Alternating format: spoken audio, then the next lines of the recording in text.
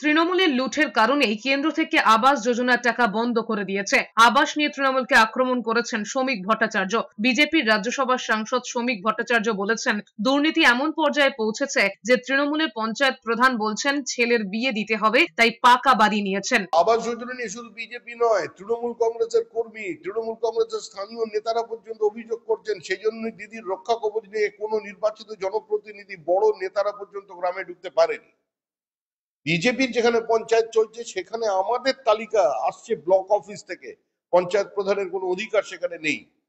সুতরাং সর্বস্পর্শী এই দুর্নীতি, আর এই দুর্নীতির কারণেই, এই লুটের কারণেই আজকে কেন্দ্র থেকে বহু সময় টাকা আসছে না, বঞ্চিত হচ্ছে সাধারণ প্রান্তিক দরিদ্র মানুষ।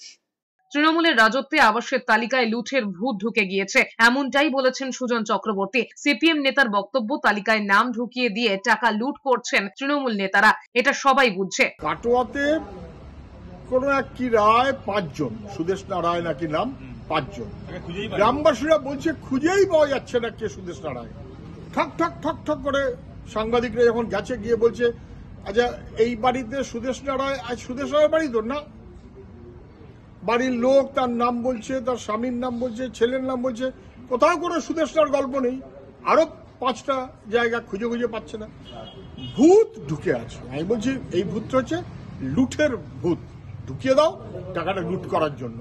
সাফাই দিতে গিয়ে তৃণমূল নেতা কুণাল ঘোষ বলেছেন, কেন্দ্রের টাকা নয়, রাজ্য সরকারের টাকায় 11 লাখ বাড়ি তৈরি করে দেওয়া হচ্ছে। তালিকায় যাতে ভুল না থাকে তার জন্য বারবার ক্রস চেক করা হচ্ছে।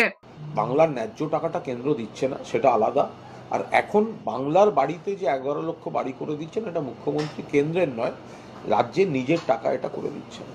যদি কোথাও কোনো ভুল থাকে, যাতে না থাকে সেই জন্য বারবার বারবার বারবার চেক, ক্রস চেক এগুলো করা হচ্ছে। তারপরেও যদি কোথাও কোনো টেকনিক্যাল কারণে ভুল থাকে সেগুলো সংশোধন হবে।